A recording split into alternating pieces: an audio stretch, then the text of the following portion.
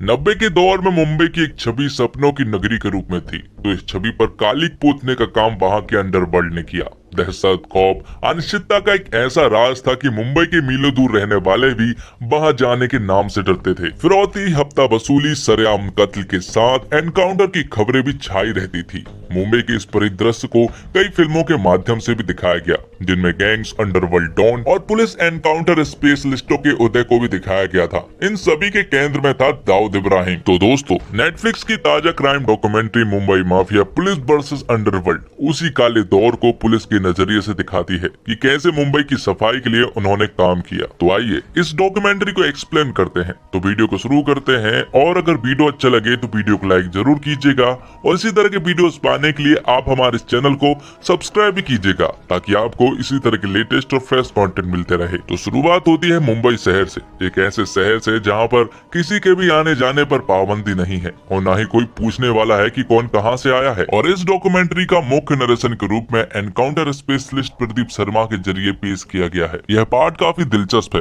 तमाम gangster drama फिल्मों में से मिलती जुलती बातें देखने के बाद भी सुनने में काफी दिलचस्प रहती है। प्रदीप शर्मा लंबे अरसे तक क्राइम विभाग से जुड़े रहे थे और 100 से अधिक गैंगस्टरों का एनकाउंटर भी किया था, जिनमें कुछ मुख्य गैंग्स के बॉस भी शामिल थे। प्रदीप बताते हैं कि क्राइम ब्रांच में उनका ट्रांसफर 92 में हुआ था।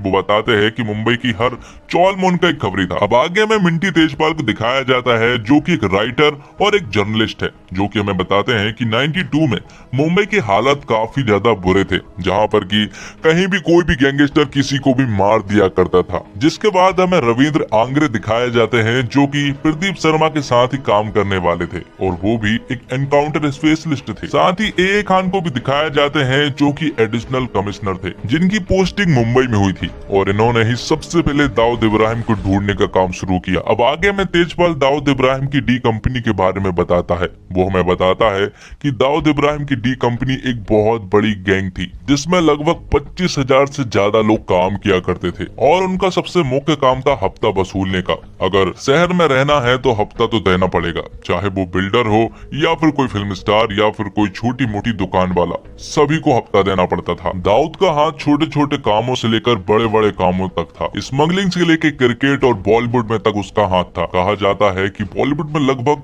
दाऊद का 500 करोड़ रुपए लगा था। कुछ दिन बाद पुलिस को दाऊद के कुछ मेंबरों के बारे में खबर लगती है, जो कि लोखंडवाला की एक बिल्डिंग में थे। तो पुलिस वाले तुरंत ही उस जगह पर पहुंच गए, जहां पर कि AK-47 से पुलिस वालों के ऊपर वार किए गए, और ये आवाज दूर से मिंटी तेजपाल भी सुन लेते हैं, और जैसे ही वो ये आवाज सुनते हैं तो वो तुरंत ही इस जगह पर पहुंच जाते हैं। हालांकि उन्हें इस जगह से दूर रखा गया और शूट करने से भी मना कर दिया गया, जिसके बाद हमें पता चलता है कि इस शूट आउट में गैंगस्टरों के 7 लोग मारे गए, और इस ऑपरेशन को लीड किया था ए खान ने। तो अब गैंगस्टर थोड़े से सतर्क होने लगे, क्योंकि अब पुलिस वाले एनकाउंटर करने पर उतर आए हैं, क्योंकि अब वो ज्यादा सोचते नहीं है, बल्कि डायरेक्ट एनकाउंटर कर देते हैं। इसलिए डी कंपनी के गैंगस्टर और उनके माफिया भी अब सतर्क रहने लगे थे। हालांकि इस बीच पुलिस वालों ने कई सारे एनकाउंटर किए और कई सारे डी कंपनी के लोगों को मारे, जिसके बाद हमें बताया जाता कि दाऊद अब दुबई में शिफ्ट हो गया है और अपना सारा काला धंधा वहीं से ऑपरेट करता है, जिसमें कि उसका मेन धंधा था गोल्ड की स्मगलिंग करना।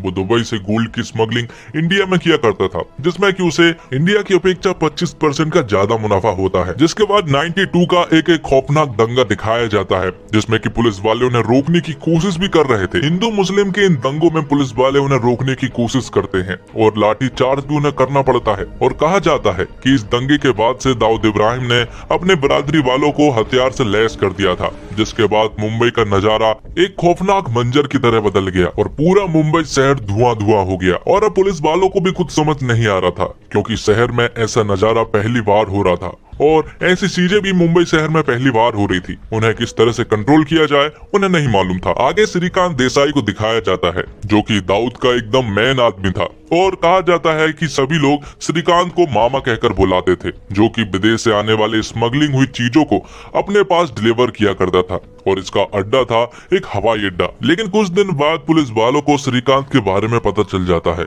और एक रात जब वो उसे फॉलो कर रहे थे तो अचानक से श्रीकांत देसाई को उनके बारे में पता चल जाता है। वो उनके ऊपर शूट करने ही वाला होता है कि तभी अचानक से पुलिस वाले उसका एनकाउंटर कर देते हैं और उसकी मौत वहीं पर हो जाती है। जिसके बाद 93 में हमें दलाल स्ट्रीट मतलब कि बॉम्बे स्टॉक एक्सचेंज दिखाया जाता है, जिसमें कि बहुत सारी भीड़ उमड़ रही थी, लेकिन अचानक से वहां पर एक बहुत बड़ा ब्लास्ट हुआ। आगे हमें पता चला कि इस ब्लास्ट में कई सारे लोग मारे गए और ऐसे ब्लास्ट मुंबई के 12 जगह पर हुआ और लगभग 250 से ज्यादा लोगों की जाने गई। जब पुलिस वालों को लगने लगता है कि अब सब कुछ ठीक चल रहा है, लेकिन तभी अचानक से ऐसी कुछ चीजें हो जाती हैं कि सभी चीज आउट ऑफ कंट्रोल हो जाती है, जिसके बाद से दाऊद इब्राहिम अब एक टेरर से एक बहुत बड़ा टेररिस्ट बन चुका था और अब उसे ढूंढने के लिए पुलिस वाले बेताब हो रहे थे। इसलिए उसके छर्रे तमंचों को जगह जगह से ढूंढा जाता और उनके कुछ मेंबरों के एनकाउंटर भी किए जाते हैं। जिसके बाद ए खान हमें बता दे कि ऐसे एनकाउंटर करना उन्हें ठीक नहीं लगा। लोगों को बेरहमी से मारना,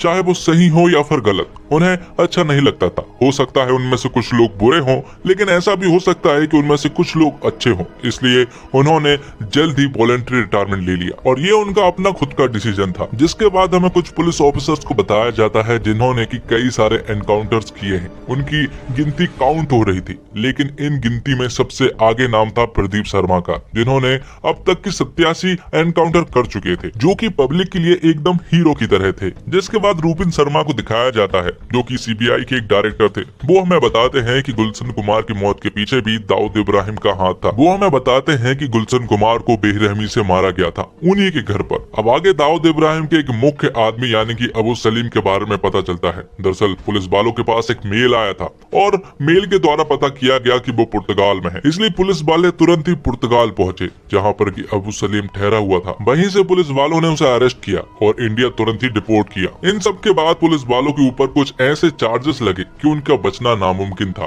क्योंकि उनके ऊपर चार्जेस थे कि वो लोग फेक एनकाउंटर करते हैं। और इन सब में सबसे बड़ा नाम था प्रदीप शर्मा का, जिन्हें जेल हो गई थी। जेल में उन्होंने कई दिन बिताए, लेकिन जब ये केस कोर्ट में लगा तो वो बेगुनाह साबित हो गए, क्योंकि उनके खिलाफ कोई भी सबूत नहीं थे कि उन्होंने कोई फेक एनकाउंटर किए। जिसके बाद कहानी 2017 में थाने में शिफ्ट होती है, जहाँ पुलिस वालों को इकबाल कासकर के बारे में पता लगता है। दरअसल इकबाल कासकर दाऊद इब्राहिम का भाई है और जब पुलिस वालों को खबरी के द्वारा इकबाल कासकर के बारे में पता चलता है तो पुलिस वाले तुरंत ही उसे पकड़ने के लिए निकल पड़ते हैं। इकबाल कासकर अपने घर में था और वो टीवी देख रहा था और बाहर रखवाली के लिए उसके कुछ लड़के थे, लेकिन पुलिस वालों ने उसे चुपचाप पकड़ा और अंदर घुस गए। जिसके बाद उन्होंने इकबाल कासकर को अरेस्ट कर लिया और ये काम प्रदीप शर्मा ने किया था। प्रदीप शर्मा चाहते तो वो उसका एनकाउंटर भी कर सकते थे, लेकिन वो दुनिया को बताना चाहते हैं कि अब वो पूरी तरह से बदल गए हैं। और क्रेडिट रोल से पहले प्रदीप शर्मा के बारे में बताया जाता है कि 2021 में प्रदीप शर्मा को मुंबई के एक बिजनेसमैन के कत्ल के आरोप में गिरफ्तार किया गया।